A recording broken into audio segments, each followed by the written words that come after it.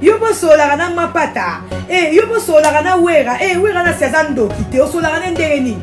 D'ailleurs, un bon chrétien, okoyi ko juger te, muto mobit mako yebi nzambe, okoyi ko condamner batu te, okoyi ko sous-estimer batu te, okoyi ko nasa mutu musapite ko ye penza abongwana te, ye penza sasa. Muto ayebi nzambe ako témoigner ma bête pour na mutu mususu. Surtout que mutu oyo yebi te, ovanda na yete, mais yo yobi ko za na nzambe, okoyi ko mama be na yete.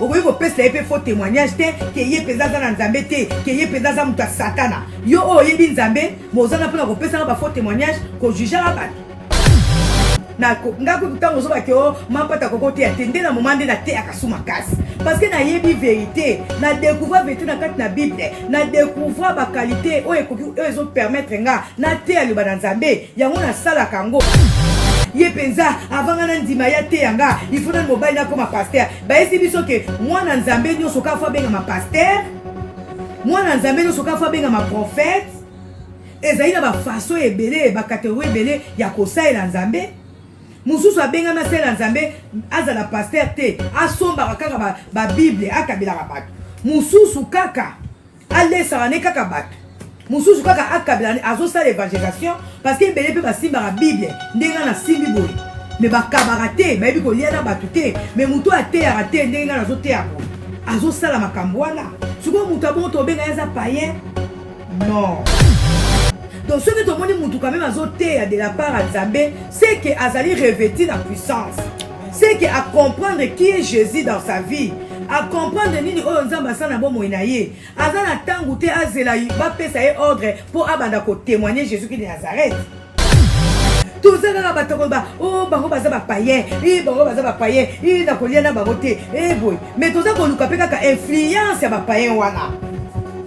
Combien na kati l'église de l'eau baza ko inviter ka bato to bengi ba païen. Poni to inviter bango parce que to yebi ke mutu wana za influence que ceux qui a une église nanga bato balandaka ye bakomona ye asambelaka pa nanga alors omemelanga bato siko mutu na oto bengi aza païen ayebi o bato na kati église to bengaka bango bana na kati église po to yebi ke na nzela na bango influence na bango ekomemela so bato na kati église mais na baeglise toza koinvite bango mpo na nini mpo na influence na bango sikoyo na nzela influence na bango ezali nini baza koevangelize bato tozobenga ba païen mais toza ko utiliser ba influence na bango po to tomisa baba na biso na kati église bato tozobenga ba païen toza ko ndiba bo offrande tozondiba ba dîme na bango mais soki ekomi na point moko boye toza na pona ko tonga bango aza mwana satana ye penza za na nzambe te aza mwana nzambe te mais pourquoi bozwi offrande na ye pourquoi bozwi dîme na ye pourquoi bo inviter ye po ayela bilo bato na kati église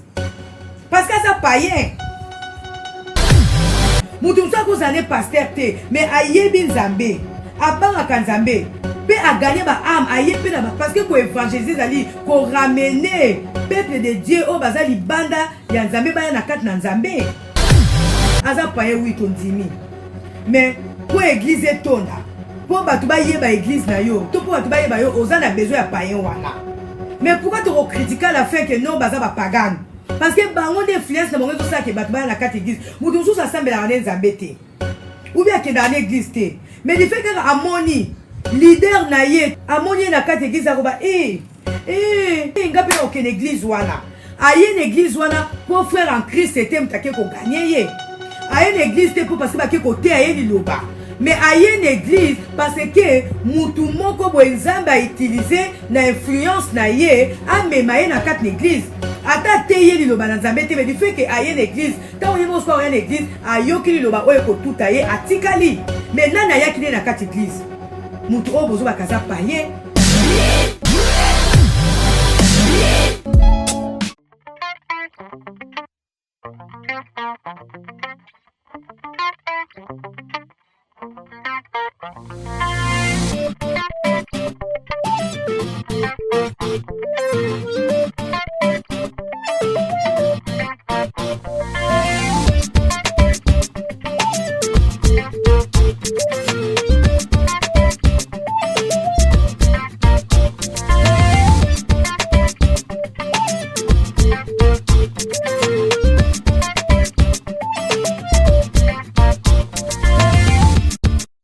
Bandonanga lelo na sepe tote atemo kwa mutu ya Yesu Saint-Esprit omoko lopa, Saint-Esprit omoko tchamal barakati nanga. Alléluia.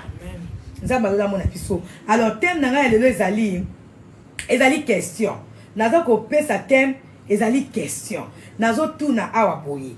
Qui peut évangéliser? Qui peut évangéliser ou qui ne peut pas? N'a posé bien. Qui peut évangéliser et qui ne peut pas et qui ne le peut pas. Banonanga, nani akoki ko évangéliser pe nani akoki ko évangéliser te. Na lingala balobi, nani akoki ko teya, nani akoki ko teya te. Alléluia. Oh yes, merci. Na se platan on peut ça ngama teya. Banonanga, toza toujours la tendance à koloba, ye moi ça musicien so teya, ye pas ko teya, ye pe non. Banonanga, lelo to ko ye barakat na Bible. Nani akoki ko teya, nani akoki ko teya te. Alléluia. Nani aza mosali ya nzambe, nani aza mosali ya nzambe te. Nani aza na ba démon, nani aza na ba démon te. Alléluia. Nzamba aza bien, bandolanga ko tanga Bible aza bien. Toza na kaka toza ko sous-estimer. Ye côté ya non. Mingi bazana ngana vanda na bango te baza ba pagano. Ngana liaka na bango te baza ba païen. Siko nani aza païen, nani aza mosantu. Nani akoki ko teya, nani akoki ko teya te. To ko découvrir moi ça na kati na Bible. Oh merci Saint-Esprit de Dieu. Tozana ka pona koloba yako yepe susu nani ateya est-ce que yako iko teya te siko to koyeba ba qualité ya mutako iko teya na ba défaut ya mutako iko teya te banonanga toza premier ya ko critiquer toza premier ya ko juger toza premier ya koloba ngana bango to ngana kenda na ndako na bango te so batuni okenda na monte pone biso na bango toza relation monte bango baza ba pagano taka nga aza moi sa pasteur taka nga aza pasteur taka nga aza mama pasteur na ndako na bango ngana okete le to ko yeba soki tango lobaka ke na ndako ba paye bo okende te to na ndako ba ya bonami tcha na place nanga ote ye mama pasteur mobile naza musicien na ndako na bango to okende te bango baza ba ndoki bango baza ba satana bango kutu ba yebi nzambe te lelo to koyeba na yo mto zwa décision wana ya osala kasama miso batuke te ngana bango to yoka na te ngana kolia na bango sani moko te parce que bango baza ba pagade lelo to koyeba ye bazo teya nana website teya est-ce que ça pasteur est-ce que ça serviteur est-ce que ça servante lelo to koyeba soki ezaka na ba pasteur ndefo ba teya soki ezaka na ba prophète ndefo ba teya soki ezaka na batu moko boye baza na coloration moko boye ndefo ba teya Bible eyebisi biso epesi biso ba qualité ya mutu akoki koteya na mutu akoki koteya te. Alléluia. Soki bo sepe na thème wana bo tchelanga ba j'aime to betela nzambe maboko lelo to ko découvrir parce que balobi mon peuple périt faute de connaissance. Alléluia. Et puis balobi sous la Bible balobi vous connaîtrez la vérité et la vérité vous rendra libre. Bandonanga to koma coincé pour te yebi vérité te bana nzambe mingi ba koma coincé pour ba yebi vérité te mais vérité eza na kati ya liloba vérité eza na maloba ya basali ya nzambe te vérité eza na liloba na munoko na ngai te vérité eza na maloba ba savant te bato ba bibengami ba sage te mais vérité eza na kati ya liloba na nzambe parce que bato o bazo bengama ba sage bato bazo bengama ba intelligent en dehors ya parole de Dieu baza na bango sage te baza pe intelligent te intelligence c'est to sagesse eza na kati ya liloba na nzambe. Vous connaîtrez la vérité et la vérité vous rendra libre. Vérité en Wézaïni, la parole de Dieu. Le Seigneur il va rendre biso libre. Biso bato to le la pa pamba ngaye baboyi koyoka ngaye balobinga na kokote ya te ngakutu tango zo ba ke mapata kokote ya te ndena momande na te akasuma kasi parce que na yebi vérité na découvrir vérité na kati na Bible na découvrir ba qualité ezo permettre nga na te ali banzambe yango na sala kango na ko évangéliser za nini tango pesi témoignage ate ya misala malamu oyo basala nde bazo sala combien na kati na biso toki même ko étouffer ba grâce ya baninga basali ya nzambe mutu zo ko ya ko tuna yo est-ce que mama Sylvia za pela mosali ya nzambe ndonanga oyebi na okena za mosali ya nzambe oyebi na okena te ka liloba oyebi na okena za pe intercesseuse mais par compétition owangani oboyi ko témoigner makambo oyo nzamba sala ka pe pa mama Sylvie olobi kokena okuna te kuna assemble la nzamba lokuta mobile na yesi mobile ye musicien elo nango okende kozwa kuna. Alléluia. Amen. Eza bongo te ko évangéliser d'abord on va comprendre awa ko témoigner ko tato la bolamu oyo nzamba zo sala même à travers basali na ye yango eza ko teya pourtant on peut si témoignage ya mosala nzambe oyo yo yebi ke nzambe peza itizaka pe bato baza na problème baza na malade bakokende pe kuna pe baomona pe loboko ya nzambe oteyi. Haleluya. Yo oyo bazo bakoyebi nzambe te yo oyo bazo peut-être ke okoki koteya te mais du fait kaka o rendre témoignage ya mosala nzambe mo oyo yebi ke nzambe asalelaka ye pe moto azalaki malade akei pe komona ye eza pe abiki. Haleluya. Oh nzambe aza bien. Combien tozo ndimama te, combien tozo boya na entre biso ye peza za na nzambe te, ye peza za na nzambe te, boya za na nzambe te, yo za na nzambe nini ozo sala. Alléluia. Parce que nga na ndimi na nga kasi naza na nzambe te, mais du moins nazo lobela Jésus Christ. Ngai oyo naza na nzambe te soi-disant, mais nazo te ya Jésus, nazo tatola bolamu ya Jésus, bon bato bazo ke bango baza na nzambe. Alléluia. Donc ce que tout le monde quand même azoté de la part de Nzambe, c'est que Azali revêtit la puissance. C'est que à comprendre qui est Jésus dans sa vie, à comprendre nini o Nzamba sana bo moinaye, azana tangoute azela ba pesa e ordre pour abanda ko témoigner Jésus qui de Nazareth. Alléluia. Amen. Oh Nzambe na biso azali bien. Nani akoki ko gagner ba âme, nani akoki ko gagner ba âme te. Mutu nyonso oya simba mi na Saint-Esprit, mutu nyonso oya mona bolamu nzambe na bomo na ye akoki ko gagner ba âme, ko gagner ba âme ezani. Ezaka ko témoigner Jésus Christ e bando nanga, ngapena na zaka na problème, en tout cas na sambela ka nzambe, na mona nzamba sailanga, na likambo yo poza nango, lukaka ka nzambe, karama ka na nzambe. Ezape ko teya, ko évangéliser. Mutu so ko za na passe na ye. Na likambu na ye ayeba kite ke faki luke yo nzambe metan yo bendi ye ke na likambu oyo za nango luke yo nzambe bando nga oteyi pe o gagner âme. Alléluia. Tango po ebisi mutu wana ndo nanga ndongo vandi boye eza na prophète moko eza na pasteur mo na yebi nzamba sela makasi na likambu na oso okei ko mona ye akosambela yo nzambe okomona clair ndo nanga oteyi. Alléluia. Mais ce koyo mutu oya kolobela Jésus Christ mutu oya koloba ke boya bo sambela nzambe to bokele ko sambela nzambe ezali mutu oyo ayebi réellement nzamba za nani pe ayebi nini oyo nzamba salaka na bomo ya bato nde wana koteya. Haleluya. Oh nzamba za malamu bando nanga nzambe na biso aza bien. Tozaka bato koba oh bango baza ba païen bango baza ba païen na kolia na bango te boy mais toza ko luka pe kaka influence ya ba païen wana. Combien na carte de l'église de l'eau baza ko inviter ka bato to bengi ba païen poni to inviter a bango parce que to yebi ke mutu na za influence que soki ya une église nanga bato balandaka ye ba komona ye asambela rapa nanga alors o memelanga bato siko mutu na auto bengi aza païen ayebi o bato na carte d'église pona nini olobi te ke oh non bino lokola boyena musicien oyo moyebo kota na église na ngezate ou bien lokola yaza musicien lokola yaza politicien lokola yaza soki nani oyo tozomona kaza païen mais to bengi ya na kati église to benga bango ba na kati église point po to yebi ke na nzela na bango influence na bango ko memela so na kati église. Mais sikoyo toza na taibosa bango nga na liaka na bango te nga na sangana na bango te mais na l'église toza ko inviter bango pour la nini pour influence na bango sikoyo na nzela influence na bango ezali nini baza ko évangéliser sikoyo tolobaka te ke pour la nini o na ko benga ye te po aza pasteur te na ko benga ye te po aza mosali ya nzambe te mais toza ko benga ye par rapport ya succès na ye par rapport ya renommée na ye par rapport ya grandeur na ye po na sima na ye aya na bato na église. Mais sikoyo tanga ye na bato na église bato wana sikoyo tant mosusu ba chrétien o ba yaka tongo midi poka na kati l'église ba memaka ta ebele ya bato wana te mais bato tozo benga ba païen bango nde bazoya ko tondisa so bato na kati l'église siko nanga muto naza chrétienne nanga muto naza soki pasteur nanga muto na lobake na yebi nzambe nani amemi bato na kati l'église parce que ko évangéliser ezali ko mema pe bana na nzambe na kati l'église ko mema pe bana na nzambe basambela nzambe. Bato tozo benga ba païen mais toza ko utiliser ba influence na bango po to tondisa ba bana biso na kati l'église. Bato tozo benga ba païen toza ko ndiba bo offrande tozo ndiba ba dîme na bango mais soki komi na point moko boye toza na pona ko tonga bango aza mwana satana ye peza na nzambe te aza mwana nzambe te mais pourquoi bozui offrande na ye pourquoi bozui dîme na ye pourquoi bo inviter ye po aye la bilo bato na kati l'église parce que ça païen. Alléluia.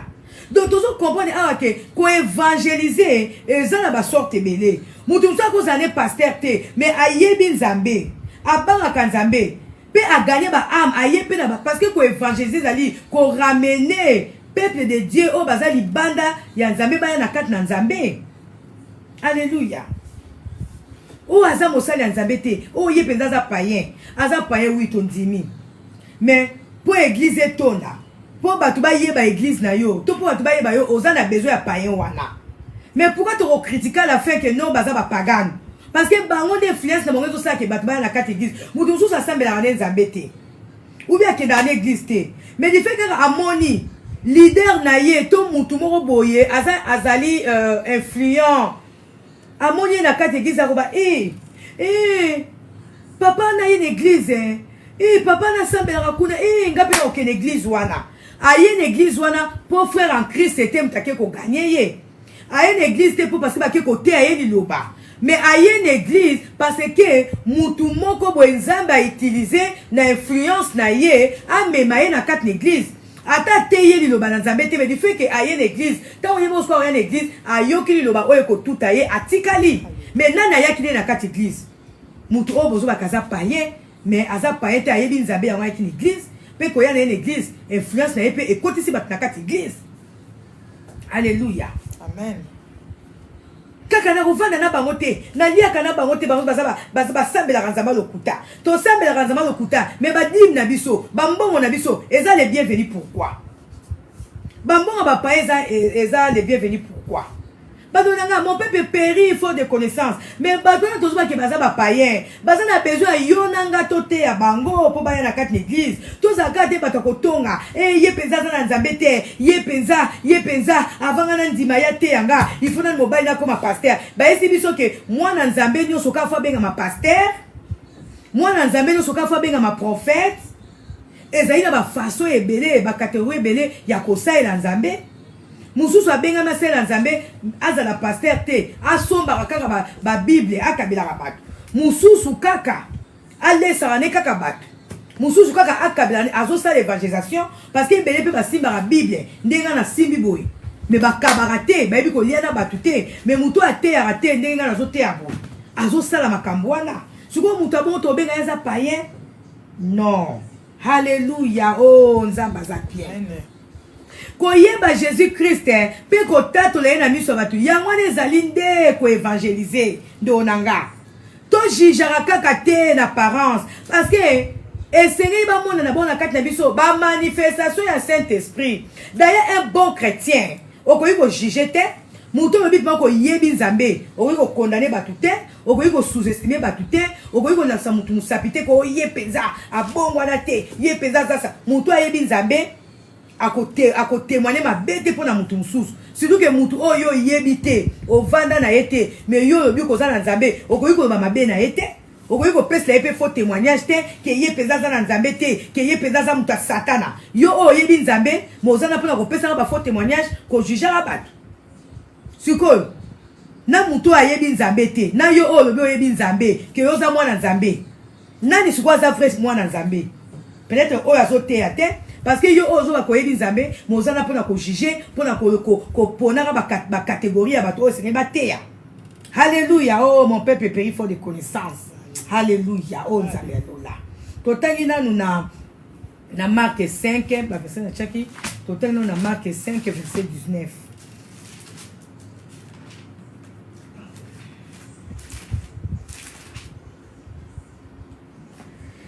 Alléluia. Oh nzambe na biso aza bien. Banonanga mutu oyo akoki koteya azali mutu oyo aza d'abord sûr na sali na ye. Ye moko aza sûr que ayebi Jésus, ayamba Jésus comme Seigneur et Sauveur. Pe aza sûr na makambu oyo nzambe asalela ye. Kozela te okoma pasteur, kozela te okoma prophète po bana koteya. Ngai na teyaka parce que nazali sûr ya nzambe oyo. Non seulement parce que nazali appelé, mais parce que na yebi nzambi na yamba Jésus comme Seigneur Sauveur. Penza ba benganga na ministère, ya on a teya kanzambe, naza na Saint-Esprit a quitté langa, puissance des autres na teya. Combien bazo ba ke ba yebi nzambe, mais bazo teya te. Siko mutu o bozo ba ke akoki ko teya te, mais ya zo teya na nzambe. Siko soki nzamba lobi ki apona bato ba okota lola, nani okota lola. Mutu avandi kanga na kona eko jijara batu, ya akoki ko teya te, ya akoki ko teya te. To akokotisa mutu azala lola non badolanga côté à eza ba façon belé cause à la témoin Jésus-Christ eza la ba façon belé nazo lukana no verset moko awa total na Matthieu 5 na 19 Matthieu 5 verset 19 Bible lobi c'est lui donc qui supprimera l'un de ses plus petits commandements et qui enseignera aux hommes à faire de même sera appelé le plus petit dans le royaume des cieux. Mais c'est lui qui les observera et qui enseignera à les observer, celui-là sera appelé grand dans le royaume des cieux. Amen. Car je vous l'ai dit, si votre justice ne surpasse pas celle des scribes et des pharisiens, vous n'entrerez point dans le royaume des cieux. Alléluia. Bandeko, mutu o azoloba de la part de Dieu. Yo ananda zali grand na kati ya royaume des cieux. Zali te ke mutu o avandi na kaka pona ko juger ka ba qualité ya batu a ko ko te ate. Bando nanga. Toza na droit ya ko témoigner moné na Nzambe. Kozela te o koma pasteur, kozela te o sa l'église moko songolo, kozela te o zo ba instrument soki nini po ba ko loba o lobe na Nzambe. Kozela te batu ba nommer yo pasteur, to ba tia yo pasteur. Mais yo kote ya parce que yo moko za na assurance ya sali na yo. Oza na assurance ya Nzambe na yo. Oyebi bolamu ni o Nzamba saila yo. Ozali na capacité wana ya ko kene même de porte en porte, même ya ko lever la batu. Kenzamba za mokonzi. Amen. Tant de choses obela batu kenzamba za mokonzi. Ezali kote ya. Alléluia. Amen. Pe mutu aza délivré. Akoki pe kote ya. Azaki na problème moko songolo. Ake l'église moko toi qui pas pasteur moko ba sambeli ya biki. Akoki pe kote ya Jésus. Tokomona on na kati ya Bible. Alléluia. Amen. Bible de pesi biso ba qualité ya mutu akoki ko témoigner. Ezali batu te parce que batu bakolo bakaka kolandisama na ba sentiment na bango ndenge bango balingi batu bazalela. Mais Bible ezo pesa biso ba critères selon Nzambe. Na lolenge to ko te aliloba. Total na Jean 5. C'est total na Jean 9. Total la histoire ya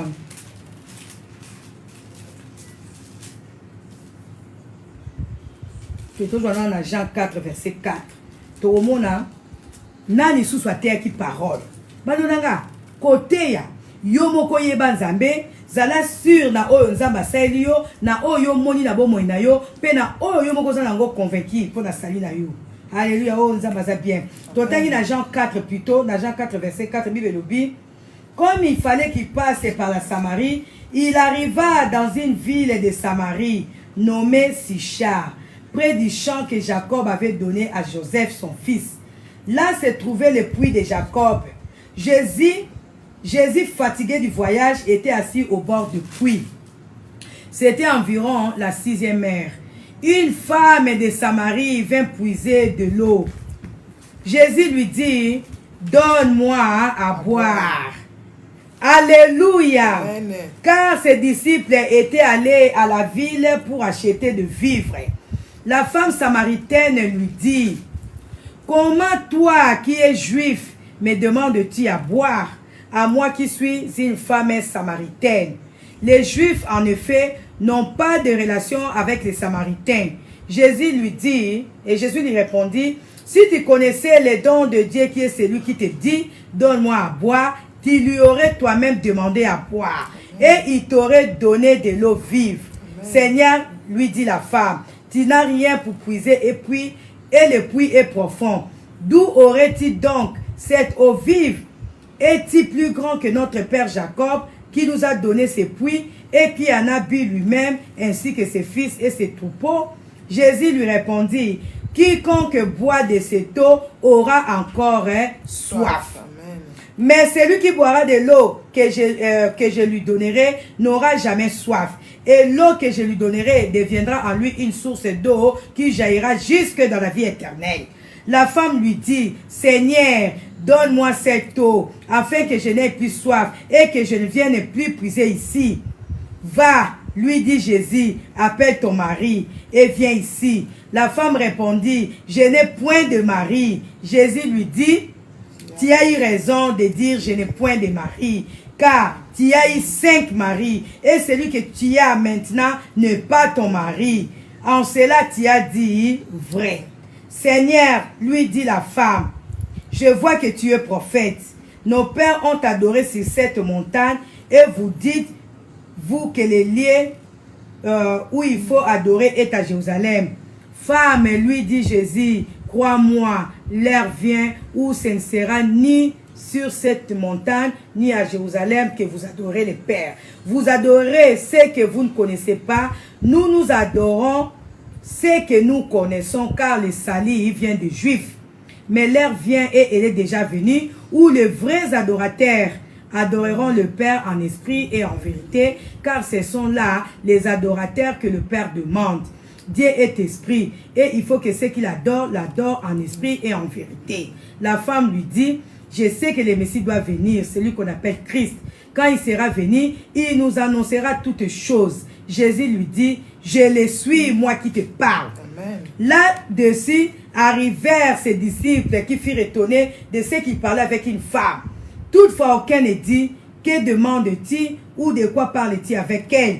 Alors la femme, ayant laissé sa cruche, s'en alla dans la ville et dit aux gens, venez voir un homme qui m'a dit tout ce que je fais. Ne serait-ce point le Christ? Il sortit de la ville et il vint vers lui. Tobete lanzambe maboko makasi. Nani akoki koteya, nani akoki koteya te. Biso batoto mona toza ba santu koleka. Toza na kaka ya koki koteya te, nana koki koteya te, na lia kana yete, na koki kolia na yete, na ndok na baona kendaka te, po ba baza ba pagano. Ndoko nanga, mon peuple périt faute de connaissance. Ba yesi biso awa Jésus-Christ de Nazareth, quand ndenga tambola wana. Ba disciple na ye ba kenda ki koluka biloko kolia parce que biloko esilaki. Jésus-Christ a okipo sa mai akena pui na pui wana kokuta mwana mwasi moko azotoka mai. Jésus-Christ est mwana Nzambe. Jésus-Christ est moko le véritable prophète. Jésus-Christ est moko Nzambe. Ayeba ki bien que mwana mwasi azaki ndumba.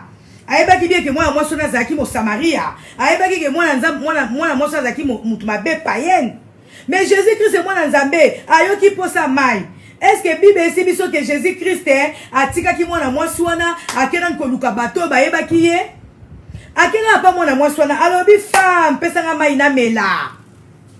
Jésus akena ko senga mwana mwasi wana mai kwa mela parce que azaki na objectif. Objectif ezaki ke mwana mwasi wana ayeba Nzambe.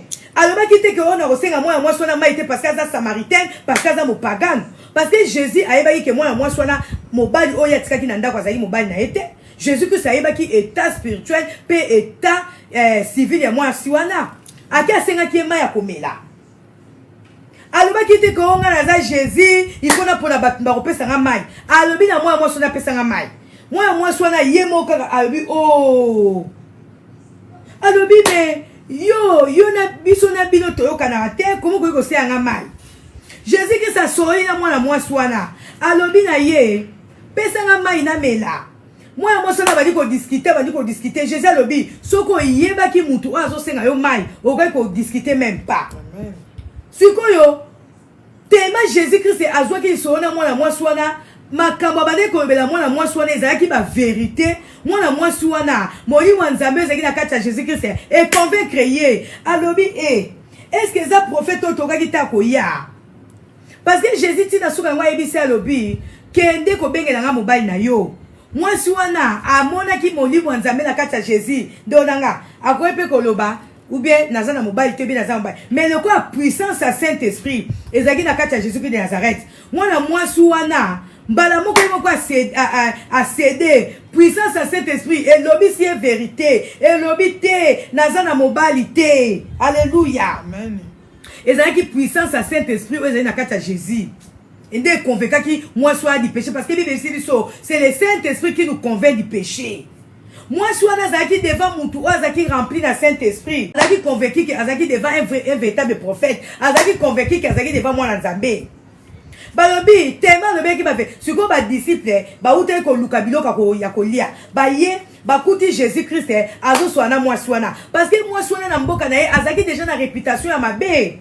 Batu bayebi kazaki samaritain, bayebi kazaki païen, bayebi kazaki nduma do mo paganu, akoki ko swana Jésus te.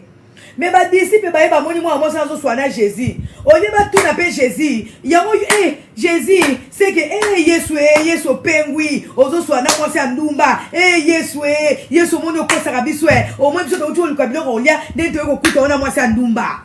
baloba ki angote ba vandi ba ota na sa mutema ka babi ndeni Yesu parce que d'après peu ba disciple wana Jésus Christ akoye ko swana mwana mwasi wana te parce que mwana mwasi wana déjà azalaki koni na ville wana kazaki mopagano suko ba disciple ba kawo babi ndeni ni Jésus Christ na sa mutema azo swana mwasi ya ndumba ndenge nini.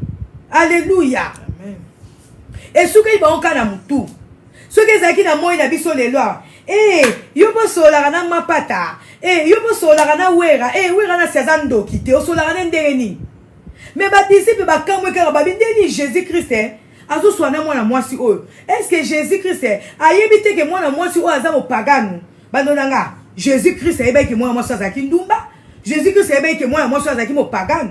Jésus Christ est que même mobali aza ndako moi soit azali mobali na été mais objectif à Jésus Christ c'est ko gagner moi suana a tortira ki moi suana te le moi busika na ngai na ko ela nga maite non ku to asenga ke maya mela sukota mon Jésus moi suana pesi Jésus Christ c'est mai abandi ko ka ba vérité ba le bi de Saint-Esprit o ezaki na kati ya Jésus bolingo oyo Jésus Christ atalisa ki na moi suana atalisa ki te ke non ye azam samaritain nga naza juif Jésus Christ d'abord na ministère na azaki humble Jésus Christ abandé ko boya batute Jésus Christ abandé ko tuka batute Jésus Christ azaki ko pona batute objectif nezaki a gagner batu ba bika.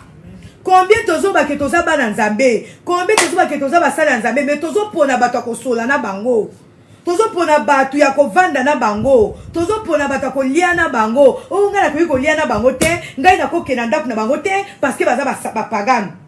Mais Jésus Christ est moi dans Nzambe ayebaki ke moi moi sona zaki samaritain ba juif na ba samaritain relation ezalaki te. Alléluia. Amen. Mais objectif à Jésus Christ c'est que moi na moi suana a découvrir que yende moi dans Nzambe. Pe na zala liso na bango moi na moi suana finalement ayeko découvrir que Jésus Christ est zaki moi dans Nzambe que Jésus Christ est zaki Nzambe. Balobi akwesi Krish.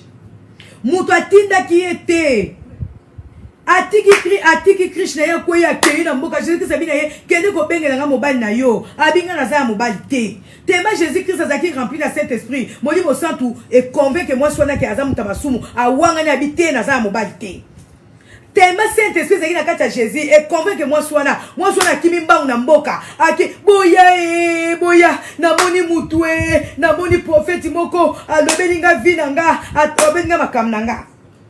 Batu ebele balandaki mwasi wana baya komona Jésus Christ de Nazareth oyo alobelaki mwasi wana makambu na ye oyo apesaki mwasi wana ba prophétie badonanga ebela ba chrétien bazalaki pe na contre wana même ata bango moko ba disciple bakende ko luka bilo akoliat est-ce que ton bakende ko luka bilo akolia bayelaki Jésus ba âme bayelaki Jésus Christ batu bayaki na batu te bango ku bakambu babi ndeni Jésus Christ azo swana mwasi o mupagani.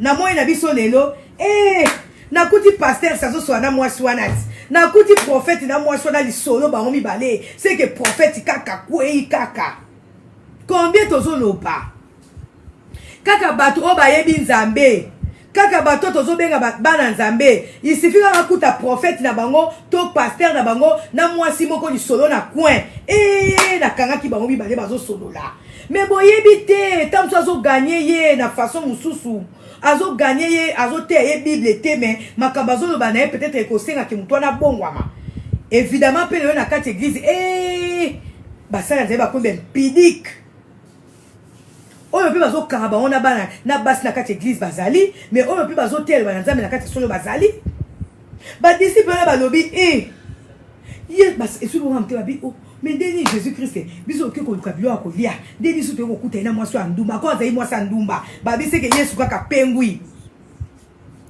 Alléluia. Amen.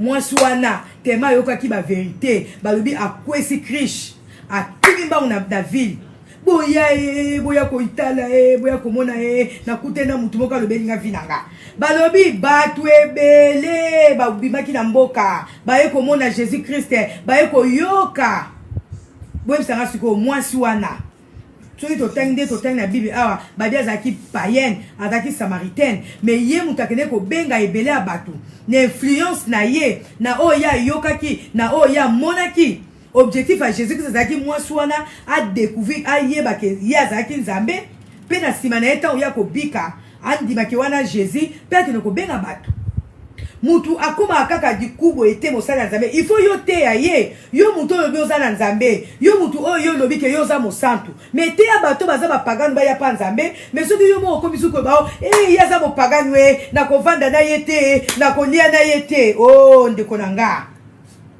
babi mwasi wana tango ye moka découvrir vérité ke mutu azali ko swana ezaki Jésus aki ko pesa sango na mboka balobi mwasi ngo pa zaki koni influence na ye emebi susu bato ba ye babi deni mwasi oyo kaka de to yebeli ye awa butu na mibali ya bato kaka ye te to kena kotana no Jésus oyo amoni influence mwasi wana ya mabe nde memi bato ba ya ko découvrir Jésus Christ de Nazareth mais Bible si biso te ke ba chrétien to ba disciple mbakene ko benga bato na mboka ezaki mwasi wana Mosamaria mutakene ko benga bato na mboka. Siko nani asali mosala nzambe nani a évangéliser na tawana mutakene ko évangéliser na mboka ezaki nani ezaki mwasi ya Mosamaria na lingala bakanza. Donc tozo comprendre que mutu oya koki koteya ezali mutu oyo andimi Yesu amoni Yesu na bomo na ye atatoli ke Jésus Christ aza Seigneur ake ko yebisa pe batu boya na yoki Jésus na moni Jésus ko balanga. Mais biso tozaka wana ya koki koteya te ya koki koteya te mutu nyoso akoki koteya nzambe mutu oyo ayebi nzambe oyo ayamba Jésus Christ comme Seigneur sauveur na ye pe oyo amona loboko nzambe na bomo na ye azana droit koteya ndonanga. Maman, papa, yo oyo yebi Jésus a selo ma minene kozela to comme pasteur kozela te ba komisa yo prophète o te soki na te na kondimanga gaza pasteur ndona po yo te ya oza besoin de la pasteur te oza na droit côté parce que o yebi Jésus Christ comme Seigneur sauveur na yo pe molimo ya nzambe na kati na yo ezo pesa o makasi ya ko témoigner liloba na nzambe. Alléluia. Amen. Lelo toza ba hypocrite biso basali ya nzambe lelo to benga mi ba hypocrite biso ba trobi to yebi nzambe toza ka pona ko juger ya côté ate mais bazo mona même ba manifestation ya Saint-Esprit na bomo na biso bato toza ke to yebi nzambe parce que ba manifestation ya bato ba yebi nzambe esengele moni sama mutu oya yebi nzambe mutu oya lobi ke yaza mosala na nzambe donanga bakokuta na kati na yo humilité. Na kati na biso toza brisé te toza hautain toza ba orgueilleux toza na ba compétition tozo ndimana te tozo pesa na ba faux témoignage contre biso na biso siko toroteya bato ndeni parce que bato nsu bazotala bana babi ye penza za pasteur ye pasteur oyo nakutaki na mwasi na église yo pasteur to yo mama mosali ya nzambe bazokuta na ba frère to na ba sœur ato tei mutu ya panza bako yate mais mutu oyo azane mo pagano abanga tozo benga kaza mo pagano peut-être azane pasteur te mais azo banga nzambe na kati na ye azana manifestation ya Saint-Esprit na bomo na ye mutu abongo soka tei nzambe batu bako yoka mais mutu oyo bazo benga azana casquette à serviteur to à servant de Dieu mais na vie na ye ekobo na vie na ye lokuta na vie na ye orgueilleux aza brisé te mutu abongo ato tei ba amba ko yate. Alléluia. Bazana kaka bango bazaba satana na yo muto za ko juger yo nde mwana satana parce que muto azote aliloba muto azo témoigner Jésus Christ muto azo témoigner bolamu ya Yesu asali na bomo na ye siko yo okobenga ye kaza mwana satana pona ni okobenga ye mwana satana pona ni balobi muto aza orgueilleux ye wana nde mwana satana mutu oyo azana nu brisé te yo wana nde mwana satana mais mutu azo témoigner Jésus mutu azo tanga bolamu nzambe na bomo na ye okobenga ye mwana satana par rapport à quoi okopekisa ye te ya pona nini parce que mwasi ya Samaria oyo mutu atindaki ake koteya bato na mboka ezalaki te ezalaki kaka ye moko azalaki convaincu na puissance ya Saint-Esprit oyo akompagnaki Jésus elobeli ye ba vérité acomprendre kabi oui nazali en face ya mwana nzambe ake ko témoigner. Alléluia. Amen. Oh yes. Pour la toteya esenga na biso d'abord toza la briser mosala nzambe to mwana nzambe so la briser pour on mema influence bato ba ye pa nzambe nga mosala ya nzambe atotangaka mafuta soki nazomona orgueil na kati na yo non na okwar na ministère na ote parce que eloka liboso ekotalisa ke mutu aza ya nzambe ezali d'abord humilité bolingo mais yo oza mwana nzambe yo oza mosala ya nzambe oza na orgueil oza otin oza na compétition na baninga oza na kaka kotonga kaka kokritika kaka kojijaka atoyebisika koza mosala ya nzambe otangaka mafuta na ondima yo te parce que eza na eloko moko te ezolakisa na kati na yo ke oza mwana nzambe mais par contre mutu oyo ateyaka na ye te nazomona makambo malamu na kati na ye nakondima ke ye aza mwana nzambe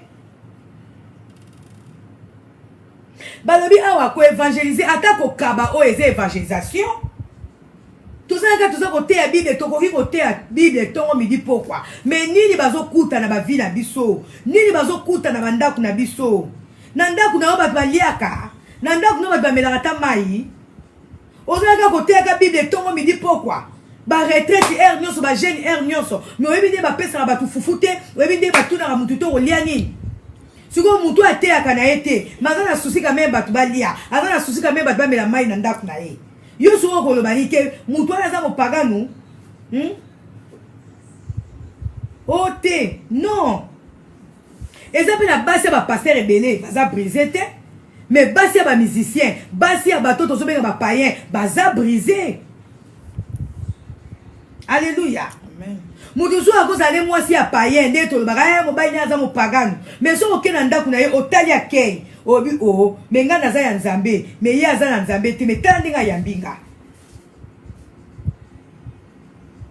donc koevangelize ezali na basorte ebele bakoyeba biso na misala na biso na façon na biso tozovandela na façon na biso tozoyamba bato na bandako na biso na façon tozozwa soin ya bato na considération mutu mosusu aza na ye mosala ya nzambe te motali vi na ye mutu mosusu otala ye oswai eza mobali na ye aza payen oui mais vi na ye na yo mutu swadiza oza mosala ya nzambe différence ezali par rapport à ba comportement par rapport ya maloba na yo par rapport ya ezaleli na yo na evandeli na yo sikoyo mutu abongo so obi na ye ateya liloba nzambe yo okoloba na ye ke o akoteya te alleluya nani akoki koteya nani akoki koteya te kote eza kaka liloba nzambe te kote eza kaka bible te tokoteya mpe na nzela misala na biso tokoteya mpe façon na biso ya kovivre yango mpe ezali mpe mateya mpo na bato bazomona biso mutu so akoki ozala yebi nde nzambe te mais atali kaka ata oteyaki parole de dieu te mais façon kaka oyambeli ye bie otémoigne bolamu moko boye ya nzambe asali yo abi ya solo nga mpe na banda kaka kosala boye combien tozobimisa bana nzambe na kati na église na place tokotisa bango na kati na église lelo bato tozobenga bapayen nde bango nde bazokotisa bato na kati na église mais bato bazolake bango basantu bango nde bazobimisa bato na kati na église parce que soki natali bien mwana oyo fille oyo servante ya Naman azalaki paster te mais ye mutu aganyaki kutu ame ya général mpo akende komona prophète Élisée mais azalaki paster te mwana mwasi oyo mama oyo samaritaine oyo ye nde mutu akende kopesa témoignage ya Jésus na kati ya ville mpo bato baya komona Jésus-Christ de Nazareth makambo so tozokritike pa bato bango kutu bazosala yango mpona bonheur ya nzambe mais biso bato tobiki toza ya nzambe toteyaka bible tozokoka koganye baame te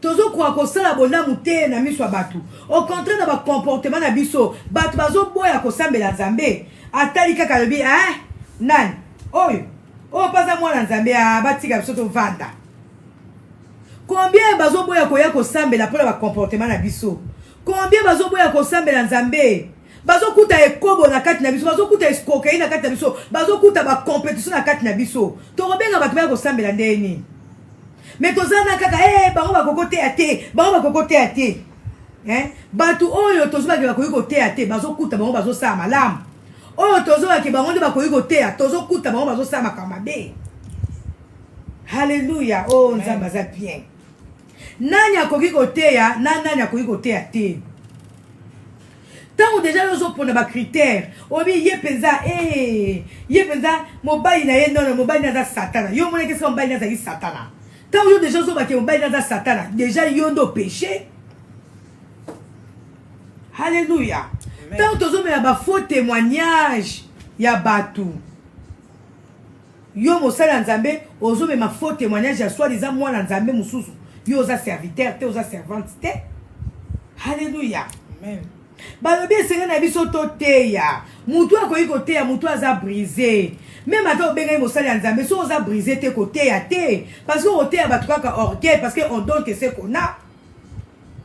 Alléluia. Amen. Évangélisation eza na bafaçon ebele ndeko na nga koévangéliser eza kaka koteya parole de Dieu ndenge nasimbi bible boye te. Alléluia. Amen. Et puis bato mosusu baza na mpona loba ye asambelaka donanga. Et puis mwana nzambe okoki kozala dictateur te soki ata oza na église ata soki oza pasteur ata oza soki mama pasteur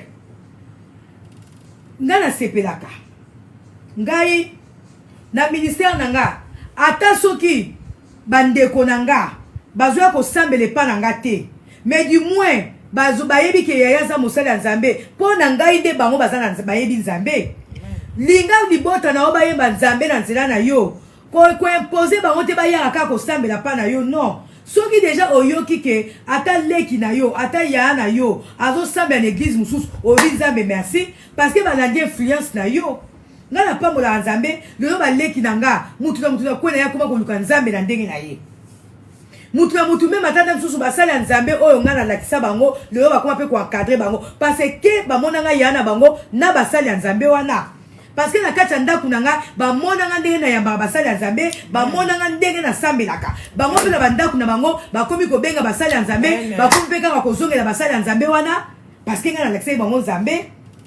Nakozala wana kaka te boya kosambela mpa na ngai non mpo na nga déjà c'est déjà assez du fait que boyebi déjà nzambe bomona yaya na bino kosambela nzambe bomona ndenge yaya na bino baveye de prière heure nyonso baretraite na ndako na basala nzambe mpo na nga déjà na gagné à ma famille. Kutu nga na osepela bandeko na nga bakende kosambela ata na l'église mosusu parce que kuna nde bazala ta attentif parce que ni ne prophète chez lui mais du moins bayebi déjà nzambe parce que bamona nga yaya na bango vi na nga mobimba kaka nzambe na ndako na nga libala na nga kaka basali ya nzambe nde basalaka défilé. Alléluia. Amen.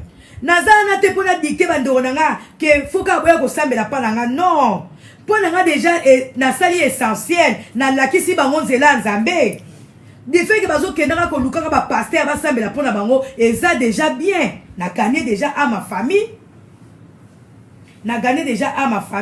na influencer libota baluka nzambe na influencer libota bakendaka baveye de prière na influencer libota bakendaka kolukaka ata baprophète parce que ngai yaya na bango vi na nga mobimba nazalaka na basali ya nzambe.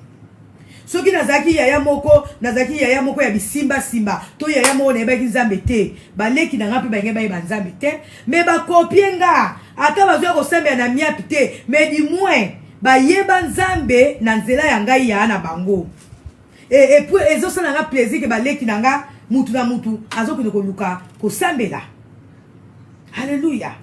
Na gagner famille na influencer famille na nzela nzambe.